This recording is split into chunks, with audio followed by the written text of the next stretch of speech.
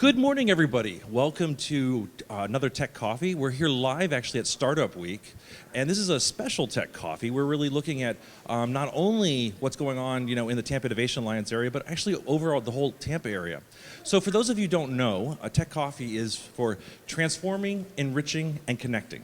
And when we heard what Startup Week was doing here, it really just kind of made a really good mix. And I'm actually very happy to have our special guest today, Kyle Matthews, from Because of Ezra. And Kyle, you have a really great story. I want you to maybe introduce yourself first, but then maybe tell us a little bit about your background in startups, and then we'll get into. Okay, great. Yeah, my name's Kyle Matthews. I have been in Tampa for 10 years. Before that, I grew up in Seattle. So I came down here in 2005, and I've been in the technology space for a long time. I still have a website called modmyi.com. If you've heard of jailbreaking your iPhone, we're the people that do that.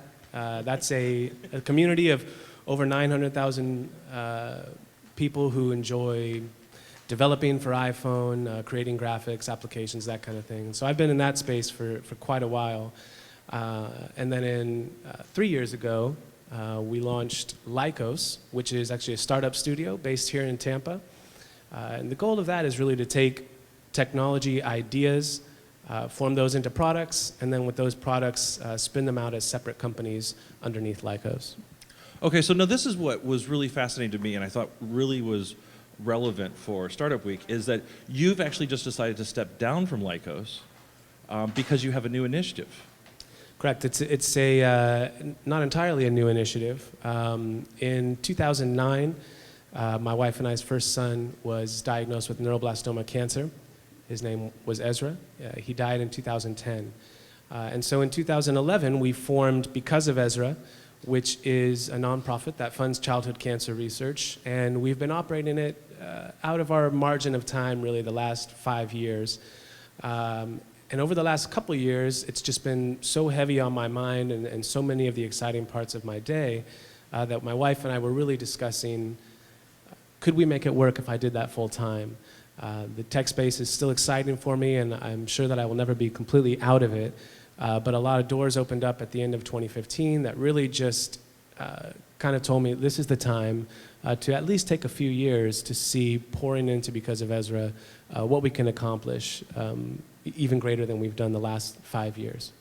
Yeah, I mean, to have something that I think one of the things that you were quoted in saying is that when you started with Because of Ezra, you really, you kind of opened it up for your son, but then you saw that there was such a bigger problem there, and you saw there was a bigger problem than you even imagined.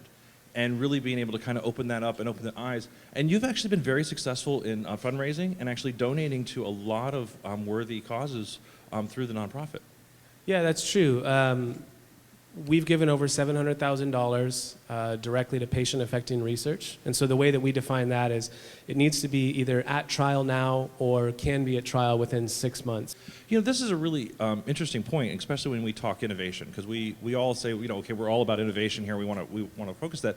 But being able to identify innovation or even, breakthroughs that are about to happen and really be able to help push them along versus ones that might be the pie in the sky or just a dream that someone has that maybe doesn't have as much success. I mean, that's got to be a really hard decision when you're really looking at trying to fund the things that you think are going to be most successful, but also the things that are tangible. So we have been lucky that the research we've funded has been showing incredible results. We listen to everyone involved. We listen to the families who are actually going through these treatments. We talk to the doctors.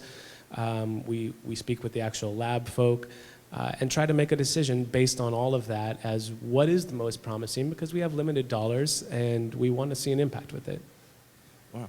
So one of the things that has also come up recently with the President's State of the Union address was the Moonshot to cure cancer in our lifetime. And I think a lot of people have thought there needed to be a new Moonshot, but that was maybe surprising.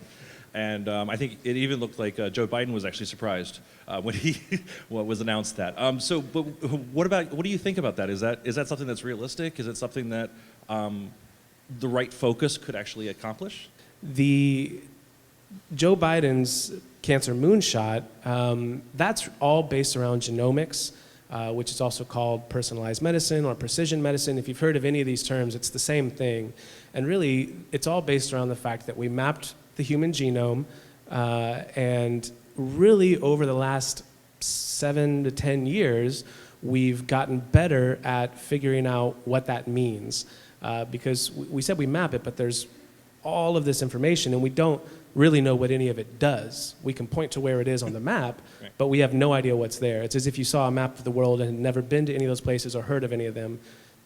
Sure, you know it's there, but you don't know what it's doing. The high-level idea of this genomics or precision medicine is you take a sample of the patient's tumor, you run that against this algorithm that can tell you what already approved or maybe not approved drugs would work for this tumor, because you can see what's overexpressed, underexpressed, and then you treat based on that. So we actually have kids that are being treated for cancer with an Alzheimer's drug or a Parkinson's drug or an osteoporosis drug, and we're seeing the tumor shrink.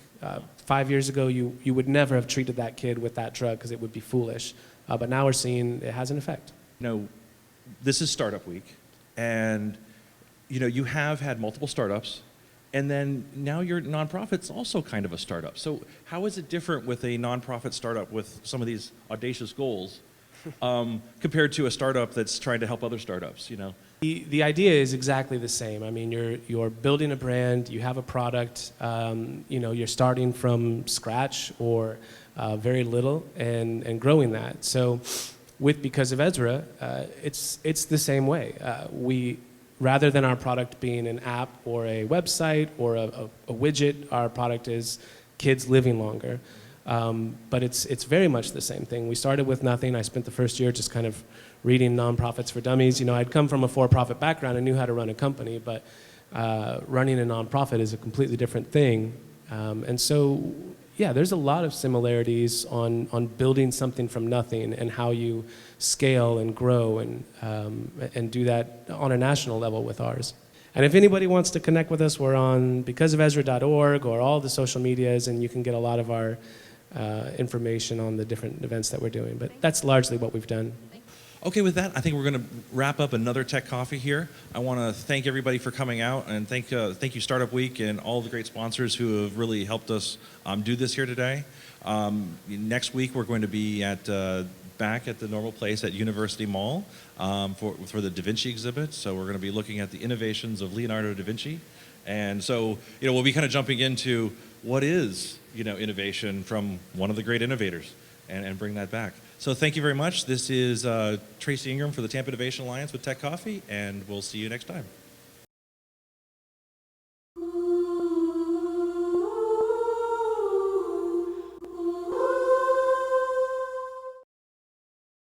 TampaInnovation.com.